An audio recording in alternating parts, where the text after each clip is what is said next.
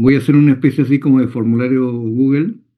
Yo les voy a enviar así en esta semana a la delegada el formulario.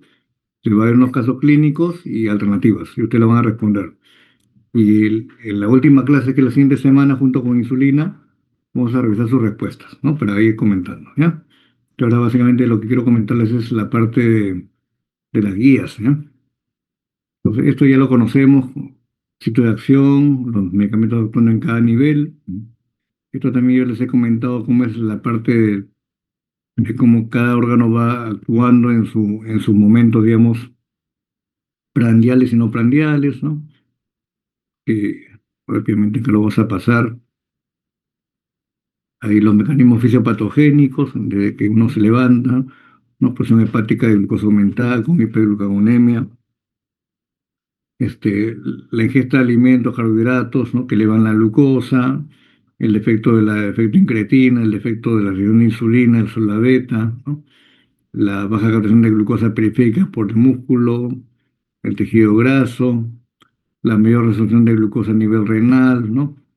Y hablando de la hiperfagia, digamos, en caso de que la ingesta de inadecuados alimentos, y si hay una hipoglicemia, bueno, la respuesta adrenérgica y los síntomas neuroleucopénicos que ocurren cuando hay hipoglicemia en el nivel 2 y 3, pues, ¿no? Como ya sabemos, ¿no? Y en esa misma secuencia vemos aquellos agentes que pueden ser usados para esos diferentes momentos, digamos, de cómo el cuerpo maneja la glucosa, ¿no? Que es otra forma de verlo en una gráfica de 24 horas, pues, ¿no? Ya. Entonces, esto aquí es lo que sí me gustaría que se les quede, ¿no? Por ejemplo, aquí vemos en la gráfica izquierda, es un monitoreo continuo de glucosa, varias líneas en colores, cada una representa duración de diabetes como se ve aquí en la gráfica, pues, ¿no? Esta fue hecha por Monier y su grupo, que estudió mucho lo que es monitoreo continuo de glucosa, ¿no? Se ve que en la medida que avanza el tiempo de enfermedad, ustedes ven que eh, inicialmente las glucosas prandiales son las que son más elevadas, y la medida que avanza el tiempo de enfermedad, las glucosas en ayunas es la que se hace más evidente, se ve que está más elevada, y eso por arrastre eleva las postprandiales, pues, ¿no? Y, y vean ustedes que según el tipo de glucosa, sea en ayunas o postprandial, hay factores que van a influir mucho en el manejo de la glicemia. En el caso de las glucosas en ayunas o las llamadas posabsortivas, después de que ya se absorbió la glucosa por intestino y queda ya una glucosa pues basal, digamos, ¿no? Aquí influyen mucho dos factores: el ejercicio y la sensibilidad a la insulina. En otras palabras, mayor actividad física se supone que menores niveles de glucosa en ayunas, y niveles de glucosa posabsortivas, ¿no? Después de que se absorbió la glucosa por el intestino, ¿no? Y bajó, ¿no? En sangre, ¿no? Entonces, y el ejercicio, ¿no? O sea, mayor actividad física, menores niveles de glucosa, digamos, posabsortivas en ayunas. Menor actividad física, lo contrario, va a haber mayor glicemia en ayunas y mayor glicemia posabsortiva, ¿no? Este, y la sensibilidad a insulina, ¿no? O sea, mayor sensibilidad hace que nuestra glucosa en ayunas y posabsortivas sean mucho más bajas, ¿no? Menor sensibilidad hace que sean más altas. En otras palabras, un paciente delgado es más sensible, lógicamente que eh, va a tener glucosas en ayunas mejores que un paciente que tiene sobrepeso, ¿no? Y si hablamos esto y lo traducimos en función de insulina, ¿no? Aquellos pacientes, digamos, eh, que no hacen mucha actividad física, van a requerir mayor nivel de insulina, ¿no? En sangre, ¿no? O mayor dosis, ¿no? Y aquellos pacientes que no hacen, que hacen mucha actividad física, van a requerir menos dosis de insulina, lógicamente, ¿no? Y de igual manera, si un paciente es muy sensible a la insulina, son muy delgados o adelgazados, van a usar menos cantidad de insulina, ¿no? Y aquellos pacientes con mayor peso serán más resistentes, tienen que usar mayor cantidad de insulina. Entonces ven que la dosis de insulina va a depender mucho de esos factores, de qué tan activo es el paciente y qué tan sensible es, que usualmente depende del peso, ¿no? Mayor peso, menor sensibilidad, menor peso, mayor sensibilidad. Entonces, en base a eso uno también va viendo qué esquema le conviene al paciente más, ¿no? Si es más resistente, posiblemente requerimos un esquema con más dosis de insulina o más dosis de algún tipo de agente para la diabetes, ¿no? Con menor riesgo de hipoglicemia de repente. Un paciente con mucha actividad física o muy sensible, muy delgado, de repente el mismo esquema le ocasiona hipoglicemia, entonces va a tener que ser otro tipo de esquema, pues, ¿no? ¿Sí? En cambio, las glucosas postprandiales sí depende básicamente de con cuánto parte de glucosa el paciente antes de comer y cuánto carbohidrato ingiere, digamos, en ese momento, ¿no? Entonces, a mayor nivel de glucosa antes de comer, lógicamente que las prandiales serán más altas y, digamos, a mayor ingesta de carbohidratos, también esos picos de glucosa van a ser más altas. Entonces, la manera ahí de mejorar, digamos, la glucosa preprandial es básicamente, depende mucho de justamente de lo que hizo el paciente previo a comer, ¿no? Qué tan activo estuvo y cuál es el nivel de sensibilidad en ese momento, ¿no? ¿Sí? Entonces, también dependerá mucho de los factores similares a la glucosa en ayunas. En cambio, la prandial, en cambio, el consumo de alimentos sí depende de lo que el paciente decide comer en ese momento. Entonces, al final el paciente va a tener que, digamos, eh, usar algún medicamento, digamos, que contribuya con cubrir mejor, digamos, la elevación de glucosa según lo que vaya a comer, ¿no? Pero también eso depende de con cuánto parte de glucosa antes de comer, pues, ¿no? Por ejemplo, yo tengo una glucosa en 100 y si lo que como me eleva a 180, pues digamos que no habría problema, ¿no? Pero, o sea, me eleva 80 más, pero si yo parto con 200 y como lo mismo, me va a elevar también 80 más, pero me eleva a 280, ¿no? Al final, si yo parto con mejores niveles de glucosa antes de comer, bueno, mi glucosa me va a elevar lo mismo, pero a un nivel mejor, pues, ¿no? Entonces, digamos que, sobre todo cuando se usa insulina, estos factores ayudan mucho para el cálculo de la insulina, sobre todo, ¿no? Para las comidas y para el basal, ¿no? Y acá a la derecha ustedes tienen una gráfica que ilustra, eh, digamos, en la medida que avanza la glicosilada, qué contribuye más a esa elevación, si es la glucosa en ayunas o la glucosa postprandial, ¿no? Y acá está mal escrito, ¿no? Postprandial, ¿ves?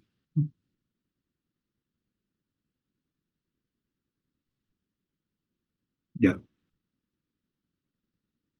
Entonces, a menores niveles de glicosilada, ven que la que más influye a la elevación de esta glicosilada es la glucosa postprandial. Entonces, son pacientes que están en la situación de esta monitoreo de glucosa que se ve acá a la izquierda, de menor tiempo de enfermedad, pues, ¿no? Son pacientes con menor tiempo de enfermedad, donde la elevación de la glicosilada más dependerá de su glucosa postprandial. Entonces, a ese tipo de pacientes que recién empiezan su diabetes, ¿no? Y que aquí hay que darle un tipo de tratamiento, le haremos un manejo que me ayuda a regular básicamente las postprandiales, ¿no? Cuando tienen las glicosiladas bajas, digamos, ¿no? Pues la medida que va avanzando, ven aquí el quintil de glicosiladas, como se ve en esta gráfica de barras, ven que la que más va contribuyendo a esa elevación de glucosa va a ser ya la de ayunas. Entonces son pacientes que en el monitoreo continuo de glucosa van a ver que va a estar pues en la línea roja, verde, anaranjada y azul, donde ya la glucosa en ayunas contribuye más a la elevación de la glicosilada. Entonces en esos casos, donde ya tengo más tiempo de enfermedad y mayor mal control, digamos, este, voy a tener que improvisar el esquema de tratamiento que me ayude a bajar primero la glucosa en ayunas para revertirlo al estadio previo, donde ya solamente me tengo que preocupar de las glucosas prandiales, ¿no? Entonces, según eso, digamos, ya uno puede más o menos saber qué esquemas usar, pues, ¿no? Que si vamos revisamos los grupos farmacológicos, algunos actúan mejor en postprandiales, algunos actúan mejor controlando las glucosas en ayunas y postprandiales, ¿no? Por ejemplo, un inhibidor del alfa glucosidasa actúa mejor en postprandial, entonces lo puedo dar en cada comida, ¿no? Una metformina me convierte la glucosa en lactato a nivel intestinal, por lo tanto, también me ayuda en las postprandiales, ¿no? Una sulfonilurea estimula la insulina y lo puse antes de cada comida, también me controla postprandiales, ¿no? Un inhibidor de PP4 y una agonista GLP-1 también tiene un efecto sobre las postprandiales. Entonces ven que hay varios medicamentos que puedo usar para mejorar mis postprandiales, ¿no? Pero algunos serán más potentes y tendrán más riesgo de polisemia que otros. Entonces dependerá mucho del contexto de cada paciente a ver qué cosa elegir, ¿no?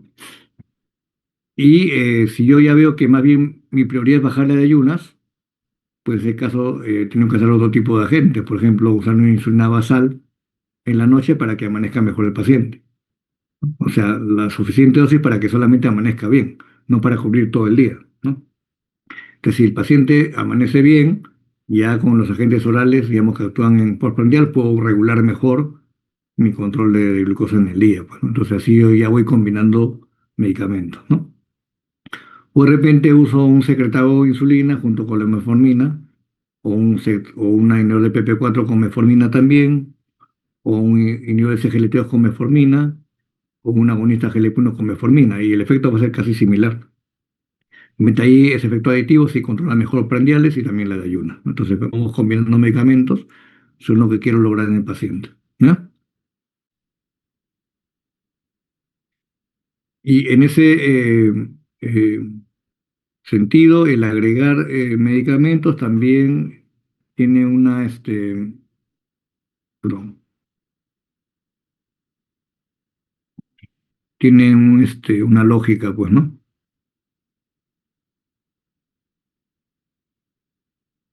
Mm. Ya. En esa gráfica, por ejemplo, se observa en la de barras, eh, vamos viendo acá también quintiles de glicosilada, pues, ¿no? ¿En qué medida, digamos, una intervención te puede reducir los valores de hemoglobina glicosilada según con cuánto parto de glicosilada? ¿Ya? Y esto se ha sacado de los estudios clínicos que han habido con los diferentes agentes, ¿no? En monoterapia y combinados, ¿ya? Entonces, la idea es que mientras más bajo esté mi glicosilada, digamos, un agente único puede ser más eficiente, digamos, en tener mi paciente en meta, ¿no? Pero en la medida que avanza el nivel de glicosilada basal, yo tengo que ya agregar un agente más potente o asociar agentes para un mejor impacto en la glicosilada, ¿no? Eso es lo que quiere decir esta gráfica en barras que está aquí a la derecha abajo, ¿no? ¿Y cómo se logra eso, no? Se hace, digamos, tomando el modelo que se ve acá arriba en la izquierda, donde, digamos, si yo tengo una glicosilada, digamos, a un nivel, digamos, ¿no? X, ¿no? Y voy a empezar tratamiento, ¿no? Se me ocurre hacerlo con monoterapia. Yo sé que esa monoterapia va a ser efectiva si mi glucosilada de inicio no es tan alta. Después iniciar monoterapia y simplemente logro mi meta y sigo con el paciente controlándolo. Pero si veo que en el tiempo esa glicosilada empieza a elevarse, 6,5, 7,5 y a 8, 8,5, ¿no? Y si estando con la monoterapia, pues lo que tengo que hacer ahí es lógicamente seguir educando al paciente, que haga dieta, que haga ejercicio, que baje de peso, pero voy a agregando un segundo agente de repente, que eso le llamamos terapia dual, porque ya sé que con un mayor nivel de glicosilada la monoterapia va a ser insuficiente. Le agrego un segundo agente para que si está a un nivel entre 6,5 a de repente 8,5, una terapia dual va a lograr un mejor efecto sobre la glicosilada, pues, ¿no? Y si yo veo que con ese esquema voy avanzando con los controles y no logro metas, entonces voy a tener que agregar de repente otro agente más, y eso le llamamos terapia triple, que puede ser solamente oral, ¿no? Y esa terapia triple, digamos, eh, va a ser más efectiva con niveles más altos de glicosilada al inicio de la intervención, pues, ¿no? Y si ya es más de 9, si el paciente está todavía sintomático, ¿ya? Y no tiene un cuadro de hiperglicemia, una crisis aguda, digamos, y está estable, digamos, asintomático, pues ahí ya puedo pensar de repente, si ya estoy pensando en una terapia triple, más bien ya agregarle un agente inyectable no insulínico como sería la unidad GLP-1, o en todo caso ya una insulina basal a la terapia que estaba previamente el paciente, ¿no?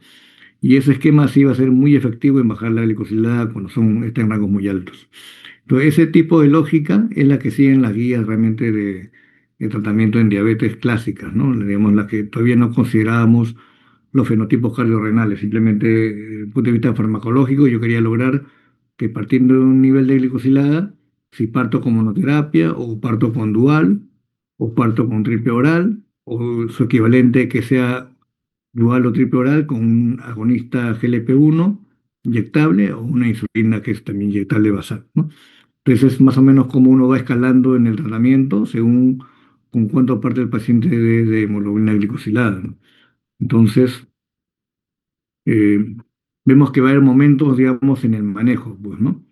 Por un lado es el diagnóstico, es definir el diagnóstico de diabetes, empiezo la parte de educación, manejo del estilo de vida, dieta, ejercicio, cambio del peso, y ahí, digamos, inicialmente, si las glucosas no son muy altas, bueno, agrega un agente oral único monoterapia, según el perfil de seguridad del paciente y, digamos, según el tipo de agente que esté usando, ¿no? Inicialmente, usualmente, una metformina porque es la más económica, la más antigua, la más segura, que logra los beneficios, ¿no? Si es que no hay contraindicación. Y si a pesar de ese esquema de dieta, ejercicio, educación y monoterapia no logro metas, combino terapia. Y esa combinación puede ser una terapia dual, dos agentes, una terapia triple, tres agentes, o dual o triple, ya asociado a un agente inyectable no insulínico, que sería la unidad GLP-1, o en todo caso, una insulina basal. Y si con eso no logro metas, ya voy a tener que intensificar el uso de insulina con sigmeformina según el perfil de cada paciente, pues, ¿no? Esa es más o menos la lógica que se sigue en cuanto al manejo de los momentos terapéuticos y eso se observa en las guías. Por ejemplo, esta guía es del 2010, ¿no? Creo que es. Ya. Es nombre de la guía española que hemos que la pongo porque está en castellano, ¿no? Pero bueno, es igual. Entonces acá se ve, por ejemplo, ven la base de ese estilo de vida, y aquí sí parten de esa lógica, ¿no? De cuál es el rango de glicosilada al comienzo. Si mi glicosilada está en 6.5, 8.5, según la evidencia, podría empezar con monoterapia. ¿Con cuál? Metformina, que es la de primera evidencia, ¿cierto? Y si esta no se tolera o estaría contraindicada, cualquier otro agente que está aquí a la izquierda, ¿no? Sulfonilureas, considerando que es excusa hipoglicemia, aumento de peso, ¿no? Con este nivel de glicosilada de repente sería más riesgoso, en todo caso sería dosis muy bajas, o en todo caso un inhibidor de PP4, que es más seguro en hipoglicemia, o una glitazona de repente, sobre todo en los metabólicos con hígado graso, que hay un efecto ahí importante de beneficio, o en todo caso estas sulfonilureas de acción corta, que hay que darlas más veces al día, pero el costo es el problema, y así uno va definiendo según el contexto de cada paciente, ¿no? O un inhibidor de la alfa-glucosidasa que no lo tenemos en el mercado. Entonces uno va definiendo según el caso, ¿no? Entonces, inicio ya monoterapia, sea con metformina o cualquiera uno equivalente. Ya pasan 3 meses, la bola glicosilada no logro objetivo, entonces aquí lo que se recomienda es a la metformina, si es que estaba en metformina, agregarle otro agente, el add-on le llaman en inglés, ¿no? Agregar sobre metformina en este caso. ¿Qué le agrego a la metformina? Y voy viendo aquí la secuencia. Empiezo con las preferencias, ¿no? De repente primero oral y está con metformina. Entonces quiero darle más peso, como es un nivel de glicosilada que no es muy alto, más peso al control postprandial. Entonces le agrego una sulfonilurea o una glinida que no tenemos en el mercado. O en todo caso, si tiene mucho riesgo de polisemia, agregaré un inhibidor de PP4, que también me controla bien postprandiales. O en todo caso, si creo conveniente, más bien una terapia que más dirigida a la sensibilidad, metformina más una glitazona, por ejemplo. O en todo caso, por costos, ya metformina y una insulina basal, pues, ¿no? con bajo riesgo de hipoglucemia, que sería un análogo de insulina en este caso. O en todo caso, si el paciente está con metformina, no está muy alta la glicosilada y tiene sobrepeso, sino metabólico, bueno, un agonista GLP-1 puede ir muy bien ahí, ¿cierto? Pero yo voy definiendo según el contexto de cada paciente. Si a pesar de eso vemos que no logramos metas, entonces ahí sí eh, vamos a pensar en ya definitivamente añadir una insulina basal. ¿Por qué? Porque ya la glicosilada está avanzando y posiblemente ya esté en unos niveles donde la glucosa en ayunas es la que más tiene que bajar. Entonces le agrego una insulina basal, pues, ¿no? O en todo caso, si el paciente no quiere inyectarse, ya tenía que hacerse un tercer agente oral, pues, ¿no? Que es lo que menos se haría realmente, o bueno, según el contexto, ¿no? ¿Sí? Pero, digamos, en cuestión de potencia de nivel de glicosilada, de repente una terapia triple oral es casi equivalente a una dual con basal de insulina. Pero es más caro de repente el triple oral y de repente hay aumento de peso igual que la otra. Pues ahí no hay igual mucha diferencia. Y si a pesar de eso no se logra un buen control, bueno, voy a tener que en todo caso ya usar metformina, si es que todavía se puede usar y tolerar, con ya insulina más intensiva, como vos sabés ya en la parte de insulinas, ¿no? Ahora, si el paciente más bien está en el lado de una glicosilada de más de 8,5, ¿ya? Aquí tengo que ver cómo está el estado clínico del paciente. Si el paciente está sintomático, por más que esté en 14, 11 su glicosilada, ¿no? Y está asintomático, está estable, pueden usar todavía el esquema digamos, con monoterapia dual, ¿no? Pero ya tenía que pensar de repente que como es más alta la glicosilada, voy a tener que empezar con terapia combinada de todas maneras, ¿no? Igual será pues metformina con eh, una sulfonilurea o un hilo de PP4 y voy avanzando según la conveniencia de cada paciente, ¿no?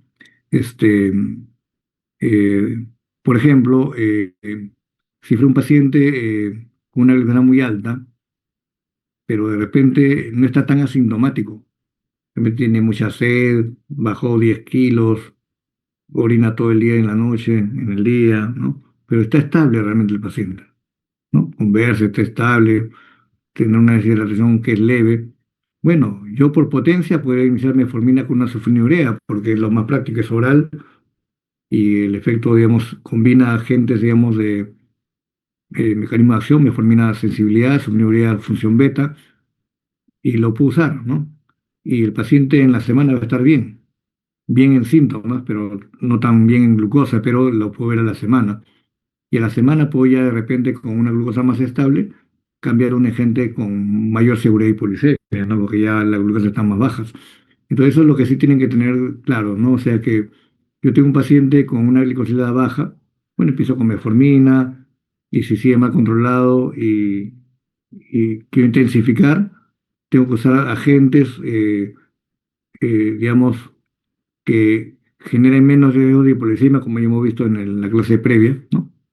Pero si ya el paciente tiene una gravedad muy alta y está oligosintomático y estable, ¿no? Sí puedo yo agregarle una combinada con metformina y sulfonilurea inicialmente para que mejoren los síntomas, básicamente, ¿no? Y una vez que la glucosa esté en valores más bajos, ahí sí, digamos, si yo sostengo ese mismo esquema, puede ser contraproducente porque podría ya producir hipoglicemia. Entonces, en ese momento ya cambiarle a metformina con otra agente más seguro en hipoglicemia, ¿no? Un inhibidor de PP4, pues hasta una piolitazona, ¿no? O un agonista GLP-1 antes de empezar en insulina inclusive, ¿no?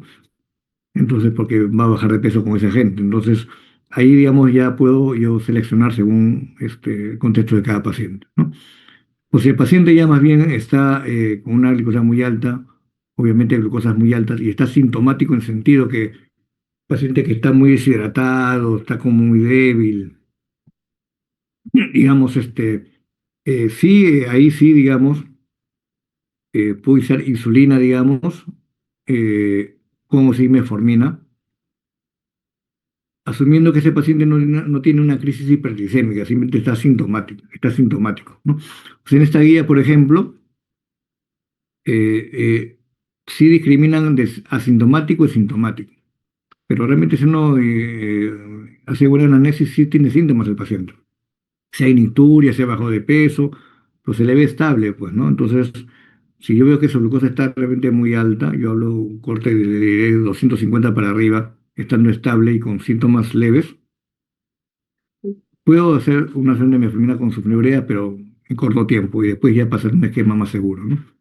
Pero un paciente que de repente está muy sintomático, eh, una opción, según la guía, sería metformina con insulina y ahí mantenerlo con ese esquema. Pero usualmente con ese esquema la glucosa suele bajar muy rápido. El paciente también se adhiere rápido a la dieta porque se siente molesta y se ve que con la dieta se siente mejor, pero ya a veces ese esquema ya genera un mayor riesgo de hipoglucemia porque tiene glucosas más bajas. Entonces ya hay que ir pensando en ir rotando al esquema pues, que está acá a la izquierda, que es ya con agentes orales de repente, ¿no? Entonces eso, digamos, ya ustedes lo ven en la práctica y es cuestión de criterio y sentido común que ustedes van a ver, uy, la glucosa está muy baja, o está bajando muy rápido, o tengo que cambiar tu esquema a un esquema diferente. No voy a esperar 3 meses para hacer eso, en otras palabras. Simplemente yo puedo evaluar al paciente a la semana y veo que su glucosa está en 300, ya bajó a 180 de repente, sigue mal controlado, pero ya es el momento de cambiarle de repente un esquema con más seguro en hipolicemia. Entonces la idea es eso, ¿no? Evitar que ese riesgo de hipoglucemia sea cada vez mejor en la medida que la glucosa y la glucosa van mejorando en el tiempo. ¿Ya? No sostener el mismo esquema porque ese esquema que fue más efectivo para bajar rápido la glucosa, con niveles más bajos puede más bien ser contraproducente y producir más hipoglucemia. ¿Ya? Eso es lo que quiero que quede bien claro en esta parte. ¿Ya?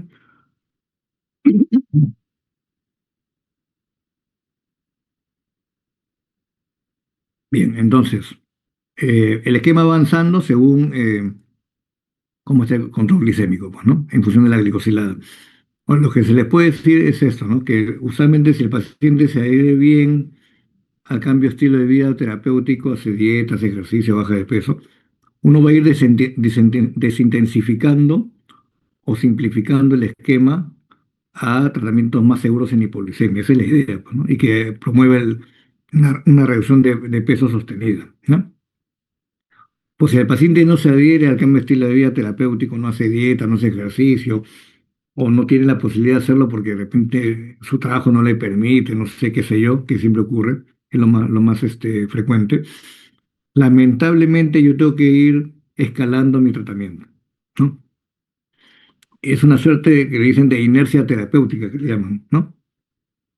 O sea, yo sigo con el mismo esquema, el paciente está asintomático, pero sigue mal controlado. Y el paciente, como no tiene molestia, ni siquiera va al médico, y cuando ya su control, pues está con la glucosilada elevada, sin molestia, pues está elevada, ¿no? Entonces, eso se llama inercia terapéutica.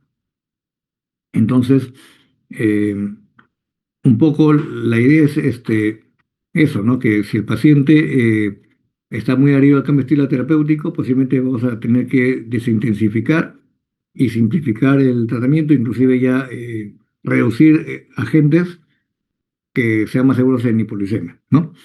Pero si el paciente realmente sigue con el mismo estilo de vida y no mejora por X motivo, lamentablemente van a haber pacientes que vamos a tener que seguir escalando, escalando terapias hasta llegar a la insulina, y son los que a la larga se van a complicar más, lamentablemente. Y eso lo vemos muy frecuentemente y hay que decirlo porque así es, pues, ¿no? ¿Ya? ¿Qué más ven acá? Bueno, este cuadro acá es para pacientes ya que tienen riesgo de polisemia, si no tienen riesgo de polisemia, o sea, pacientes jóvenes, sin complicaciones, bueno, puede ser muy intensivo en mis metas de 6,5 menos, y si tiene más riesgo de polisemia, pues no, tengo que ser más flexible con 7,5 de repente de meta, ¿no? ¿Ya? Y aquí vean que inclusive ya ponen en dos asteriscos con sulfonilureas de predilección, glicazida y glimepirida, según lo que hemos mencionado de la reversibilidad, selectividad, serían los más apropiados, ¿no? Los que son de baja afinidad. Los que son de alta afinidad, como la glibenclamida, estarían menos indicados, pero en nuestra realidad lo usamos, digamos, eh, así en periferia, en provincia, en Serún lo usamos porque es de bajo costo, ¿no? En todo caso, si hay riesgo de hipoglicemia, se baja la dosis, ¿no? A ver qué más aquí con este slide. Ya, este con respecto a este slide. Este otro ya es, miren, es de 9 años después, ¿no? De 2010 al 2019. Realmente el cambio es básicamente en este dato que está acá, que ya no se considera solamente cómo va el control glicémico en función de la glicosilada, sino ya estoy hablando de ver fenotipos, ¿no? Fenotipos sí de enfermedad cardiovascular y con enfermedad cardiovascular. Entonces, después de la diferencia acá, pacientes con metformina que están mal controlados y que no tienen enfermedad cardiovascular, bueno, sigo de inmunoterapia a dual, pero estoy aquí asociando metformina y sulfonilurea sabiendo que la controversia existe, pues, de que sulfonilurea, su selectividad, su reversibilidad, el efecto sobre el precondicionamiento isquémico y todo eso que estuvo en ese tiempo en tela, digamos, en la mesa, digamos, en la controversia. Consideran que ahí en esos pacientes era seguro usarlo, ¿no? Y si el paciente seguía mal controlado, bueno, escalábamos pues a una terapia triple, ¿no? O en todo caso dual con basal, y así íbamos avanzando hasta de repente llegar a un extremo, usar insulina e intensificarlo si el paciente sigue mal controlado, ¿no? Que es lo que vemos en algunos pacientes, digamos, ¿no? Y tenemos el otro brazo que es paciente mal controlado con enfermedad cardiovascular. Pero aquí sí, miren que no consideran sus ureas por ese detalle nada más, ¿no? De que tiene enfermedad cardiovascular, considerando que en ese tiempo se consideraba pues que la selectividad de algunas sulfonilureas era contraproducente, por lo tanto, se prefería otros agentes más seguros, entre comillas, ¿no? Inhibidores de GLT2 que en ese momento, pioglitazona, prepaglinides y inhibidores de PP4. Y si con eso, digamos, como dual no iba bien, ya se da un tercero oral o insulina basal. Entonces aquí la secuencia es casi la misma como se dan cuenta, ¿no? Solamente que ya consideran dos tipos de fenotipos, ¿no? Sin enfermedad cardiovascular y con enfermedad cardiovascular, ¿no?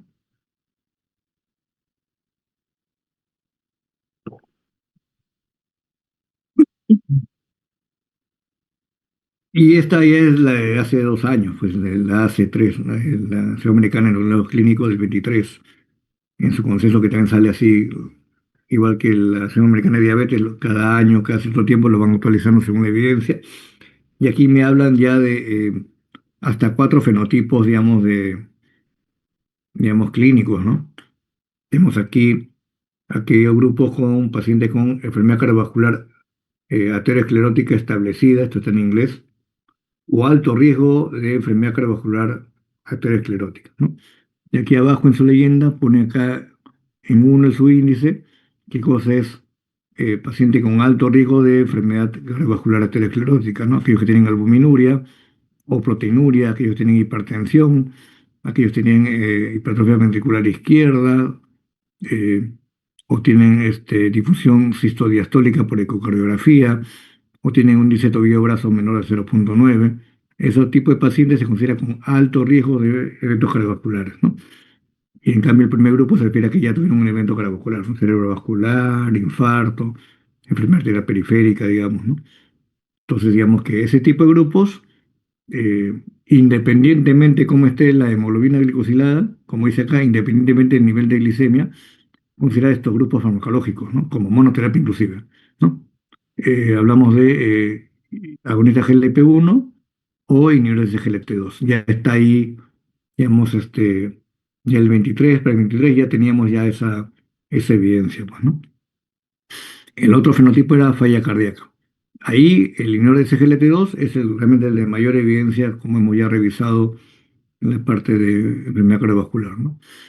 El otro fenotipo es stroke o TIA, que es la accidente eh, transitorio isquémico, donde se recomienda aquí más bien el mayor beneficio es con unidad GLP-1 con pioglitazona Y enfermedad renal diabética, inhibidor SGLT2 o un agonista GLP-1, ¿no? Que es lo que se considera, digamos, en estos cuatro fenotipos, ¿no? Que independientemente de mi nivel glicémico, en el esquema, digamos, para cada fenotipo debe estar uno de estos agentes según esta guía, ¿no? Ahora, si están en estos cuatro fenotipos, no logro metas de glicemia, ¿no? Este, ahí, digamos, ya ellos consideran continuar o empezar metformina si es que no se agregó y si es apropiado, si no hay contraindicación. O sea, parte al revés, ¿no? Si antes era comestible de vida con metformina, no, ahora es según cómo sea el fenotipo clínico, digamos, ¿no? Inclusive ponen la metformina después de estos agentes.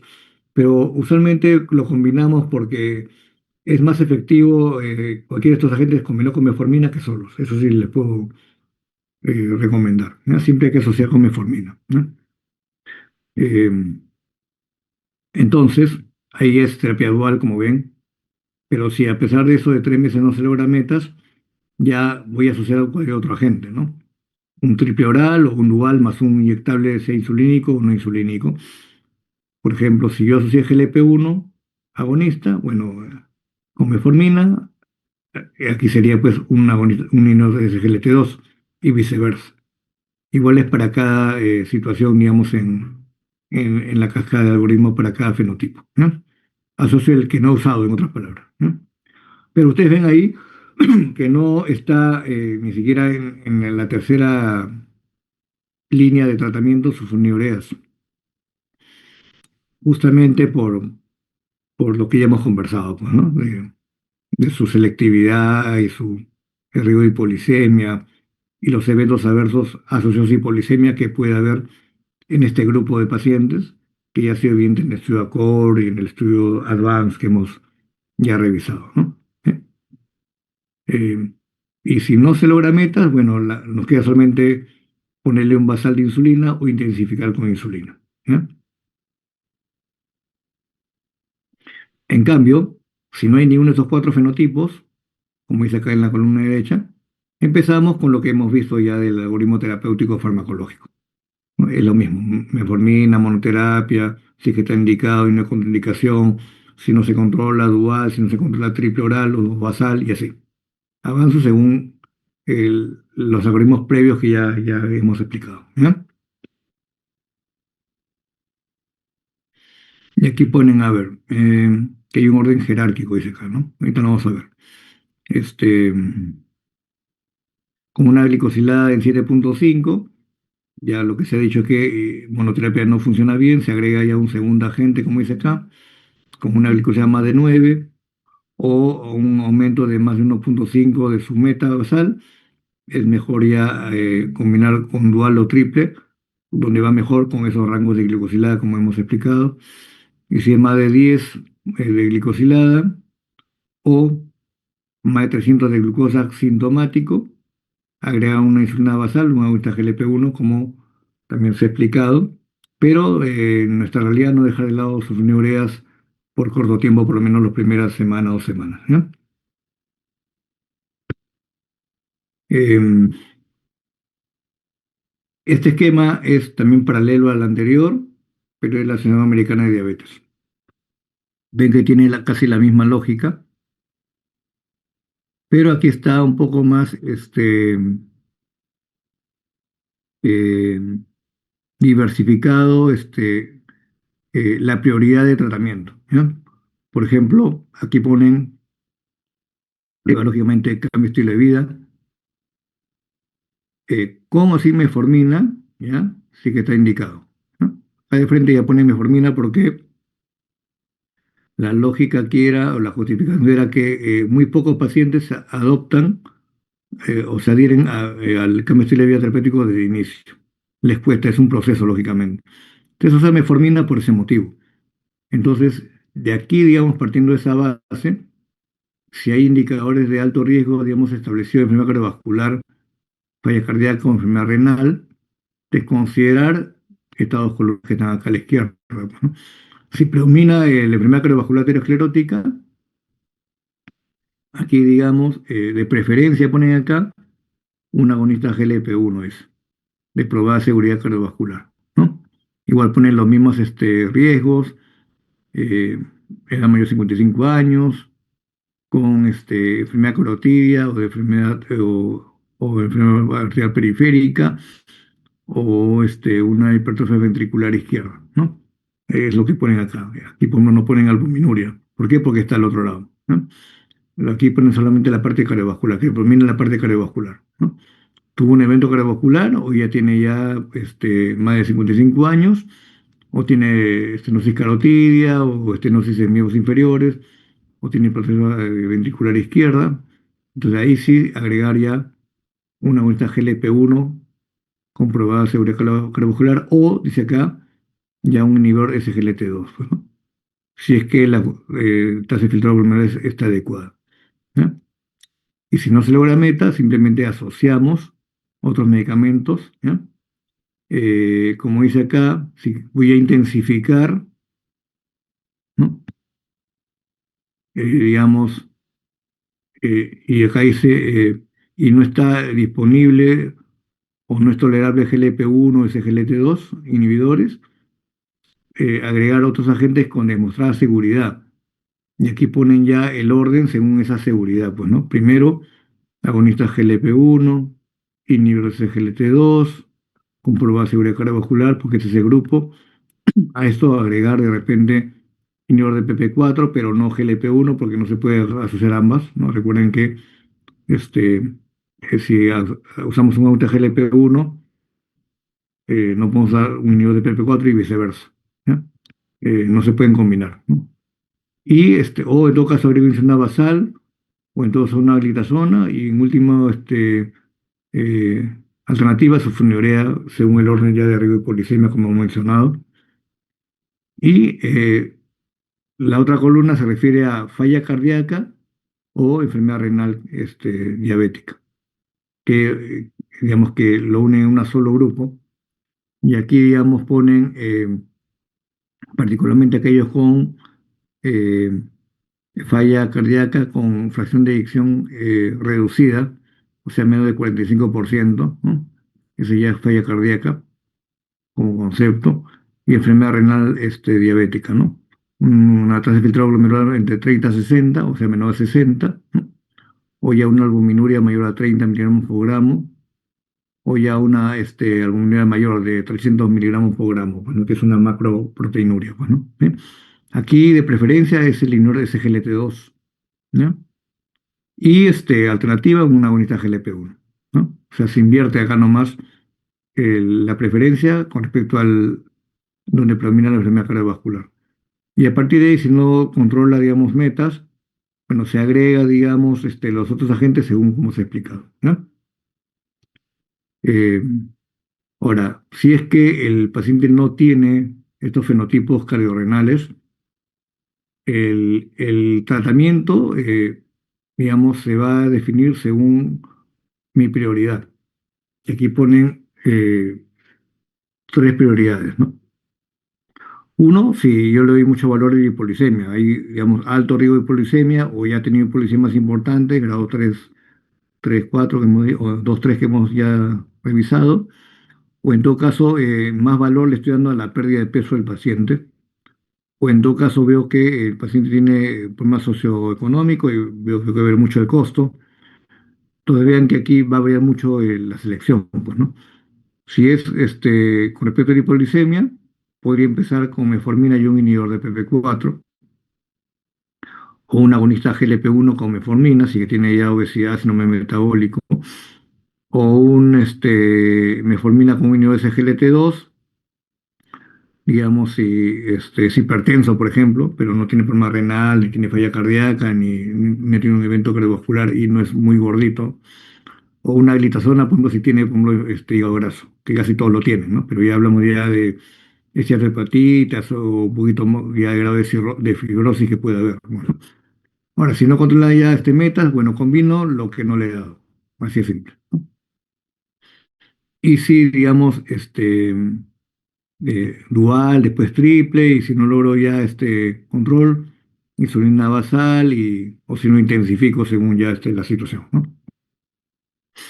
En el caso de que yo le dé más valor al peso, digamos aquí, puede ser agonista GLP-1, que va a inducir pérdida de peso, o un SGLT2 que no aumenta peso.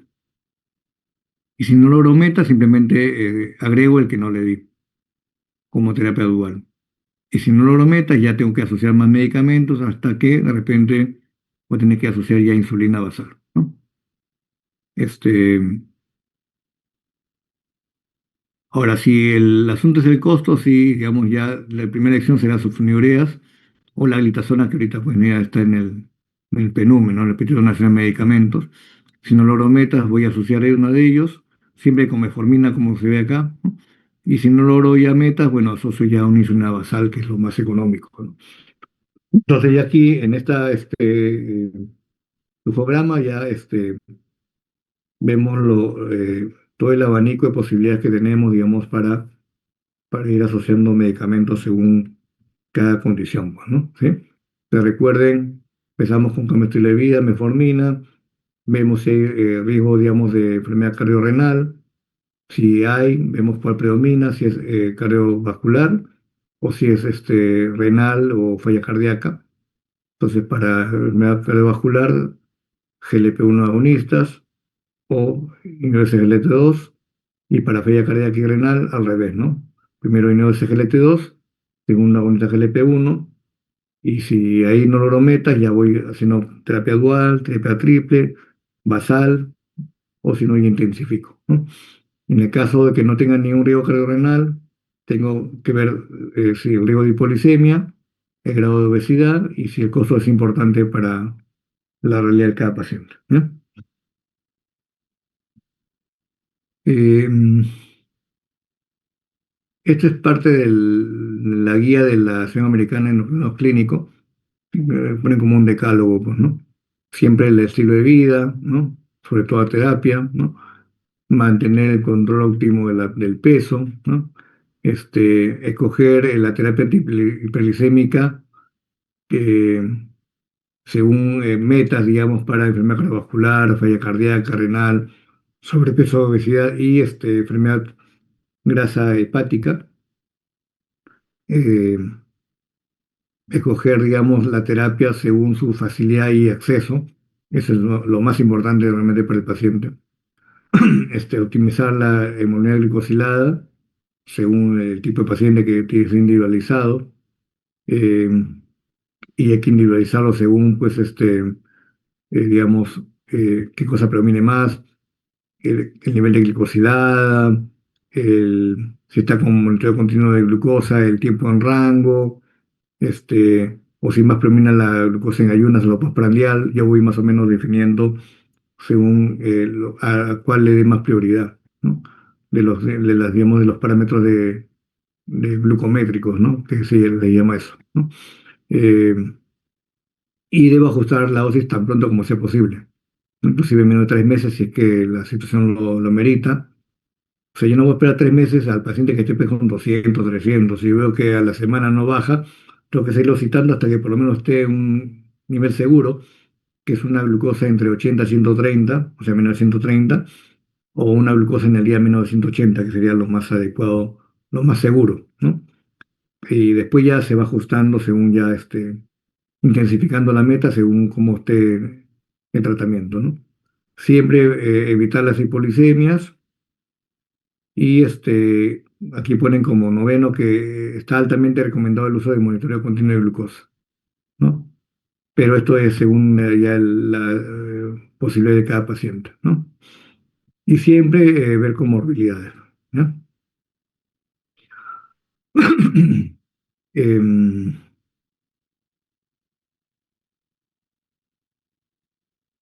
Esto ya lo hemos visto. Simplemente para recordar los grupos de riesgo cardiovascular, que son de alto riesgo cardiovascular, que es enfermedad ya establecida. Recuerden los factores que incrementan el factor de riesgo. Esto ya es un poco para que ustedes revisen, consideren esto para ya los casos que ya les voy a después ya mandar, ¿ya? O sea, que tengan estos eventos que están acá, que son establecidos, que tenga cualquiera de estos tipos de factores para ir viendo qué esquema me conviene más, ¿no? Eh, si es un paciente que no tiene riesgo cardiovascular alto, ¿no? O no tiene ningún factor, digamos, que incremente el riesgo y tiene un tiempo de enfermedad muy corta, menos de 5 años de repente podemos calcular el riesgo cardiovascular en esos pacientes con cualquiera de estos scores, ¿ya? Eh, digamos que ahí consideran básicamente si hay hipertensión, si hay o sea, los componentes del sistema metabólico, en otras palabras, ¿no? La edad, si hay hipertensión, si hay lipidemia, si fuma, si tiene diabetes o no, porque esto es para personas con o sin diabetes. Se puede usar cualquiera de ellas, pero realmente eh, no hay una calculadora validada para la realidad, para la región por lo menos, ¿no? Y se puede usar, o sea, desde un punto de vista metodológico, de investigación, o si quieren ustedes un protocolo, bueno, se puede usar, ¿no? Eh, pero lo que les puedo decir es que si el paciente no tiene ni un riesgo cardiovascular, digamos, establecido y no tiene factores de riesgo clásicos de cardiovasculares y tiene poco tiempo de enfermedad, realmente cualquier esquema de tratamiento farmacológico le va a ir bien. Lo importante es evitar el riesgo de hipolisemia y la ganancia de peso en ese contexto, sí, ¿no? Y sí es obligatorio usar calcular la tasa de filtrado glomerular y medir la albuminuria en 24 horas o en la orina simple, que es la más fácil, para definir el estado renal, pues, ¿no? Si tiene albuminuria o no y qué función renal tiene, porque sí de eso depende el tratamiento y la dosis, lógicamente. Así que aquí sí se calcula con el CKD-EPI, usted puede entrar acá, ¿no? Ahí se abre esta página y acá ponen, por ejemplo, CKD-EPI versión 2021, ¿no? Es una paciente mujer que tiene 50 años, ¿no? Y tiene una creatinina sérica en 1,5 y le sale ahí que la paciente tiene una tasa de filtrado glomerular de 42 y el estadio 3B. ¿Sí? Entonces, en base a eso, ustedes van a ver qué tratamiento darle al paciente. Eso es lo que van a hacer cuando le manden los casos. ¿Ya? Entonces, y acá depende, ¿no? Por ejemplo, vamos a abrir una acá de Framingham. Por ejemplo, le sale esta página, ¿no? Coronaria a 10 años, y ahí están los factores, ¿no? Y vean que es bien, bueno, ponen acá, digamos, la tabla de riesgo, los scores, ¿no? Digamos, para edad, para colesterol total, si fuma o no fuma, cómo está mi HDL, cómo está mi presión sistólica, ¿ya? Si es tratado o no, y aquí están los puntajes, con cada riesgo al costado, ¿no? Para que vean, y el riesgo estimado, o sea, ese es más o menos digamos, lo que usa, digamos, las calculadoras para definir el riesgo, ¿no? Y ustedes, y hay calculadoras, pues, que les ayudan para hacerlo rápidamente, pues, ¿no? ¿Ya? Por ejemplo, a ver,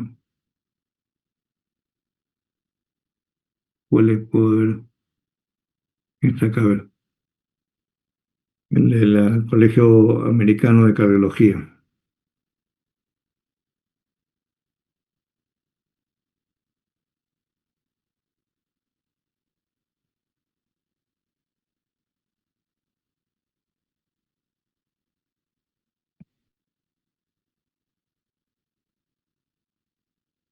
Ah, no quiero abrirlo, a ver, vamos a hacerlo más rápido.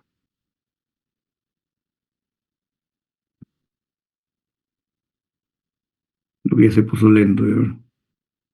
Así, no,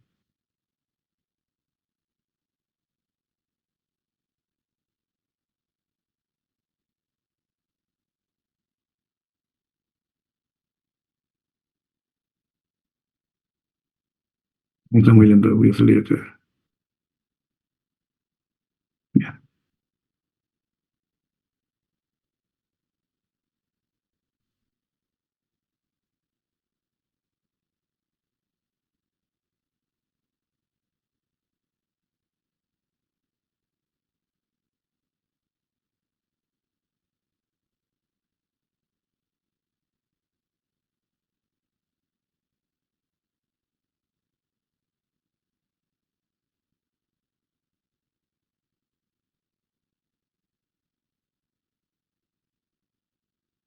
Entonces, digamos que desde el punto de vista de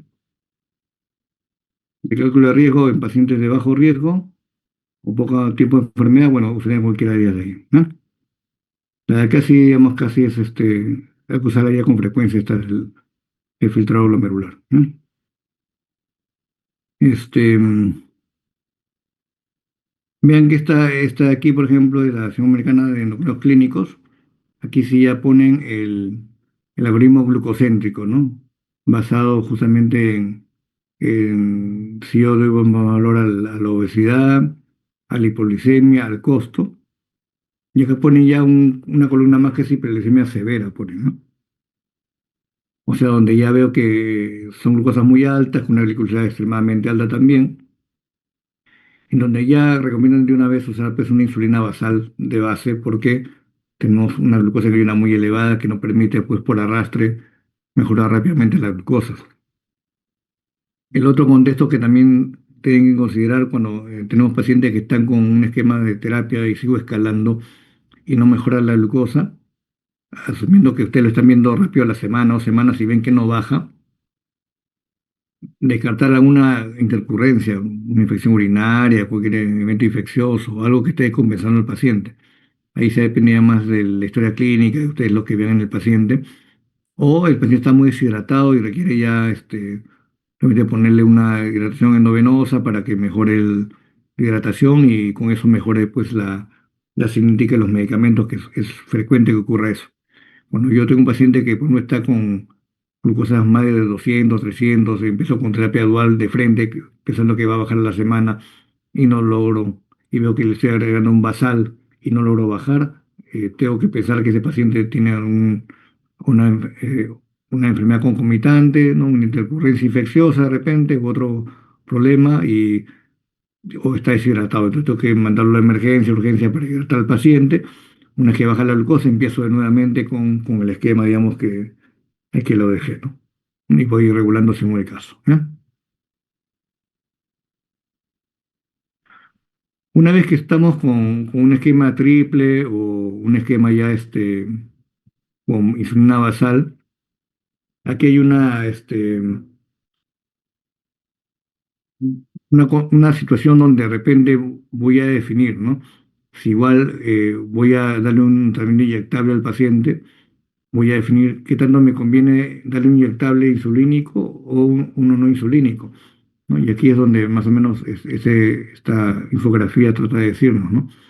O sea, si yo tengo un paciente que estoy avanzando con terapia monoterapia, dual, triple, y voy a darle a una inyectable, entonces una alternativa a la insulina sería pues un agonista GLP-1, ¿no? Y si a pesar de eso vemos que no logra meta, bueno, ahí sí ya voy a tener que iniciar ya una insulina basal, lógicamente, ¿no? Y aquí se ve más o menos el algoritmo, digamos, de cómo se debería iniciar la insulina basal, ya partiendo aquí escalado, digamos, el algoritmo y no logro metas, pues, ¿no? Aquí ponen, por ejemplo, si tengo una glicemia de menos de 8, una dosis total de insulina diaria sería entre 0,1 o 0,2 unidades kilo. Si el paciente pesa 70 kilos, le puedo dar entre 7 a 14 unidades de insulina basal, ¿no? Ahora, ¿en qué momento del día le voy a poner? Usualmente es en la noche para que regule mi glucosa en ayunas, que es lo que quiero bajar primero, ¿cierto? Con el esquema oral que sigue el paciente, ¿no? Pero si acá ponen que el paciente tiene más de 0,8 de glicosilada, bueno, la dosis sería un poquito mayor, ¿no? 0,2 a 0,3, ¿no? Y acá dicen que, por ejemplo, esa dosis de insulina se va titulando cada 2 a 5 días según cómo estén las glucosas, ¿ya? Y aquí ponen una forma de hacerlo, ¿no? Un régimen fijo, ponen que no incrementar la dosis total de insulina en 2 unidades, ¿no? Este, y se puede, digamos, también usar esta forma, ¿no? Que según cómo esté el nivel de glucosa, agrego un porcentaje a la dosis total de insulina. Por ejemplo, si está más de 180 de la de ayunas, agrego 20% más a la dosis total, ¿no? Si está en 10, le agregaré dos más, pues, ¿no? Si está entre 140 a 180, le agregaré 10%. O sea, si está en 10, le agrego una más, y así, ¿no? Y si está entre 110 a 139, mejor le agrego uno nada más, ¿no? Entonces, vemos que es una forma también de hacerlo cada 2 días. ¿Ya? Es que ponen cada 2 a 5 días. Se puede hacer también cada 2 días, cada 3 días, pero esa es la idea, ¿no? Que en función de cómo esté la glucosa en ayunas, voy agregando o 2 unidades cada 2 días, o el 20% de repente, o el 10%, o una unidad cada 2 o 3 días, según más o menos el riesgo de hipoglicemia en el paciente, ¿no? Y si por el contrario, más bien en ese intento de titular, las glucosas son bajas y están menos de 70, bajo 10 a 20% de la dosis que previa de insulina, pues, ¿no? Si estaba en 10, le bajaré pues a 8, ¿no? Y si más bien está menos de 40, le bajaré 20 a 40%. O sea, si estaba a 10, le bajaré 4 pues a 6, ¿no? Y así, ¿no? Entonces es lo que se recomienda, digamos, como un esquema práctico, digamos, ambulatorio para regular la dosis basal de insulina cuando estoy agregando por primera vez, ¿no? ¿Bien? Y en ese contexto voy a suspender aquellos agentes que producen hipoglicemia. En el caso de sulfonilureas, lo suspendo, puedo dejar el resto. Y acá pone que de preferencia análogos a NPH. Eso depende de la realidad. Bueno, disponemos de ahora hasta de copias de análogos de insulina glargina, así que se pueden usar como insulinas basales igual, ¿no? No, el costo creo ha bajado bastante los análogos de insulina, así que se puede preferir a los de NPH, ¿no? Eh, y más abajo dice, si la glucosa no logra metas y la basal y está más de 0,5 unidades por kilo día, o sea, ya estoy al borde de la sobrevasalización, y eso se refiere justamente a ese dato, ¿no? Que mi dosis basal ya está llegando a la mitad del peso del paciente.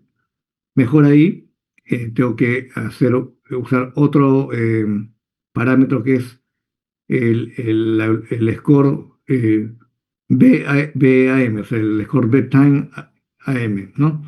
El score de glucosa al acostarse eh, menos la glucosa en ayunas, ¿ya? Digamos, si esto es más de 50, o sea que sí que la glucosa en la noche al acostarse es mayor que la de ayunas, ¿no? Y es más de 50, ese paciente se le puede agregar con seguridad una insulina prandial en el día, ¿no? ¿Sí? Porque aquí el problema es que ya por arrastre las glucosas son tan altas que ya merita agregar una insulina prandial en la comida principal, en nuestro caso en el almuerzo, ¿no? Entonces se agrega una prandial al basal que ya le agregué al paciente, le agrego ya una prandial, ¿no? Y cuando se agrega la prandial, como se ve acá en la columna de la derecha, eh, voy a empezar, digamos, primero antes de la comida más importante. ¿Cuánto le agrego?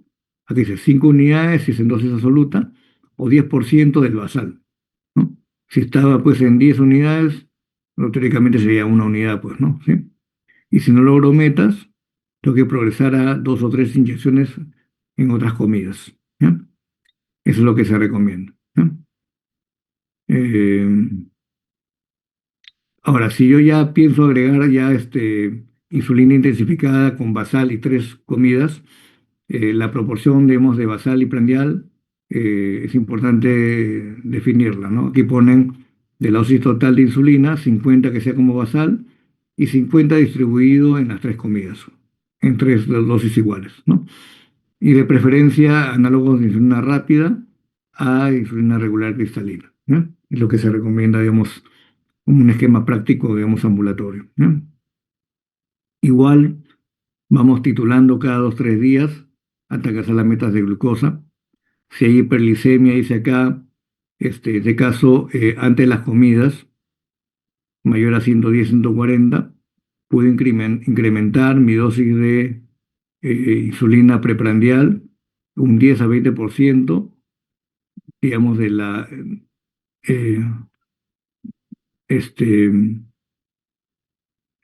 la dosis previa a ese alimento. O sea, por ejemplo, si yo me tomo la glucosa antes del almuerzo y no está en meta, está más de 140, por decirlo así, ¿no? Aumento la dosis de insulina preprandial del desayuno, la que es el alimento previo a ese control de glucosa de la comida siguiente, ¿no? Que sería el almuerzo. Y si es, por ejemplo, esta glucosa es la de antes de la cena y está elevada, tengo que corregir la dosis de insulina del almuerzo y así, ¿no? Esa es la idea del algoritmo, ¿no? Y si ya tengo más bien una disminución de glucosa en rango de hipoglicemia, bueno, reduzco la misma cantidad, 10-20% a la dosis previa de la comida, ¿no? De la comida previa, mejor dicho, ¿no? No, si la hipoglicemia fue antes del almuerzo, tengo que bajar la dosis de insulina del desayuno, pues, ¿no? Si la hipoglicemia fue antes de la cena, tengo que bajar la dosis de insulina del almuerzo y así, ¿no? ¿No? Esa es la forma como se va agregando insulina cuando ya todo el esquema terapéutico que hemos visto, monoterapia, dual, triple, oral o basal, fallan, ya voy agregando una insulina prandial que llamamos basal plus, y si con eso basal plus no logro metas de control, y es un basal bolo que es ya el basal más de dos prandiales durante el día. ¿Ya? Listo, chicos, hasta ahí nomás quedamos. ¿Ya? Entonces, yo después de la semana, la legal le va a enviar unos casos clínicos en formato de Google para que ustedes respondan y el domingo ya vemos lo que han respondido así en las estadísticas, comentamos y hacemos la última clase que ya sería insulina y un pequeño taller. ¿Ya? Está bien, doctor. Gracias. Yo no pude ir.